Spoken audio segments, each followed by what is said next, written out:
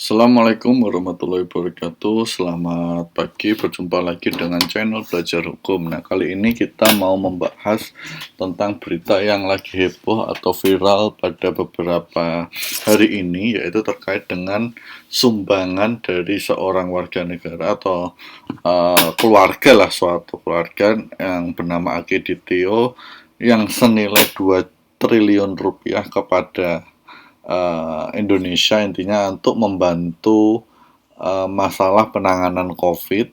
Itu ternyata benar gak sih dikabarkan itu prank? Nah,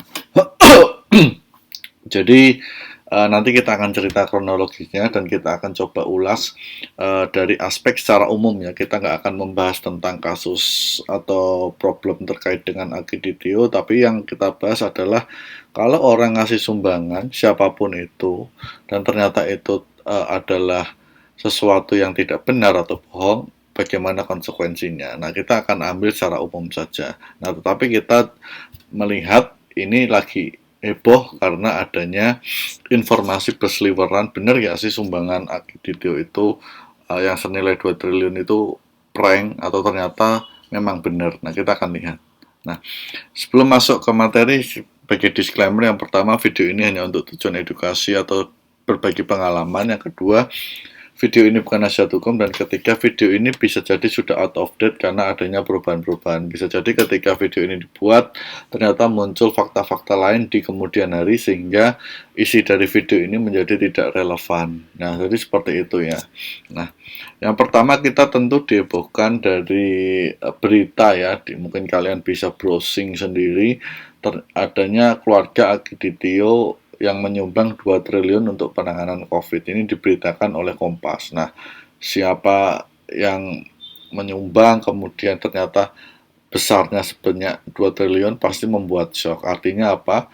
Pemerintah saja menganggarkan berapa ratus triliun atau mungkin sampai 1000 triliun kali untuk penanganan COVID. Tapi ini seorang warga negara, mungkin keluarga, sebuah keluarga menyumbang 2 triliun. Nah, 2 triliun itu duit yang nggak sedikit itu. Nah, tentu ini berita sangat baik ya, artinya sisi kemanusiaan keluarga ini sangat baik, artinya dia menyumbang untuk kemaslahatan masyarakat semua, terutama untuk penanganan COVID. Nah, ternyata pada tanggal 26 Juli diberitakan, tanggal 2 Agustusnya muncul berita sumbangan 2 triliun tersebut ternyata hoax. Nah, ini saya ambil dari metronews.com. Nah, hoaxnya kenapa? Ternyata pada tanggal 2 Agustus yang diharapkan uang itu masuk ke rekening, ternyata tidak ada atau tidak kejadian atau uangnya belum masuk.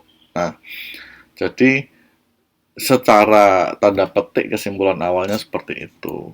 Nah, ternyata pada hari yang sama ada lagi penjelasan bahwa sumbangan 2 triliun dari anak Akiditio bukan prank, dan ternyata polisi menyampaikan belum bisa cair karena masalah teknis. Nah, ini terkait dengan case ini ya kita nggak akan masuk ke dalam bagaimana intinya, itu biarlah urusan kepolisian maupun urusan keluarga ini. Tapi yang akan kita bahas adalah bagaimana jika suatu sumbangan adalah hoax atau prank. Ini terlepas dari siapapun yang menyumbang, entah Andanya menyumbang 1 miliar dan sebagainya. Nah, kita nggak akan lihat itu.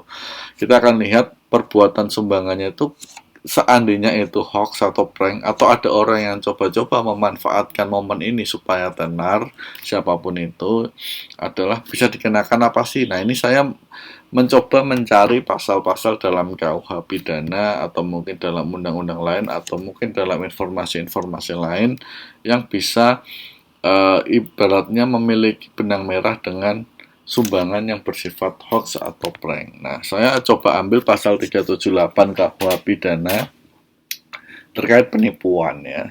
Jadi barang siapa dengan maksud untuk menguntungkan diri sendiri atau orang lain secara melawan hukum dengan menggunakan nama palsu atau martabat palsu dengan tipu muslihat atau rangkaian kebohongan, menggerakkan orang lain dan sebagainya, diancam karena penipuan dengan pidana penjara paling lama 4 tahun. Nah, saya nggak tahu apakah nanti biasanya dari pengadilan sih yang memutuskan apakah jika orang yang melakukan sumbangan palsu siapapun itu ya bisa dikenakan delik pasal ini. Nah, kita akan lihat pembuktiannya ya. Atau kita juga bisa melihat kasus-kasus yang sebelumnya yang dikenakan Undang-Undang Nomor 1 Tahun 46, yaitu tentang peraturan hukum pidana di pasal 14 ayat 1. Jadi barang siapa dengan menyiarkan berita atau pemberitahuan bohong dengan sengaja menerbitkan keonaran di kalangan rakyat dihukum dengan hukuman penjara setinggi-tingginya 10 tahun ya. Nah, ini pasal 14 ayat 1 ini atau Undang-Undang Nomor 1 Tahun 46 terkait pasal ini masih berlaku. Kenapa? Karena beberapa pasal ini seingat saya pernah dikenakan atau disangkakan kepada Ratna Sarumpait yang waktu dulu itu terlibat kasus hoax ya, kasus bohong. Nah, apakah nanti dari rumusan pasal 14 ayat 1 ini juga bisa didelikkan pada orang yang oknum lah ya melakukan sumbangan dengan cara bohong. Ya, jadi bagi siapa saja, tentu saja kita kalau Anda ingin memberikan charity atau amal atau sumbangan kepada masyarakat baik untuk COVID, untuk penanganan bencana dan sebagainya, itu kita acungi jempol dan kita apresiasi. Tetapi kalau Anda memanfaatkan siapapun ya oknumnya ya, momen sumbangan itu hanya untuk kepentingan pribadi atau mungkin hanya untuk bikin keonaran di masyarakat. Nah, hati-hati karena ini ada ancaman hukuman pidananya. Ya, nah ini saja yang mungkin saya mau sampaikan. Jadi kita nggak membahas kasus Akiditio, tapi kita membahas kasus secara umum. Mudah-mudahan apa yang saya sampaikan bisa menambah informasi, menambah wawasan. Kurang lebihnya jika ada perkataan saya yang tidak pas atau yang salah, saya mohon maaf. Terima kasih sudah menonton. Assalamualaikum warahmatullahi wabarakatuh.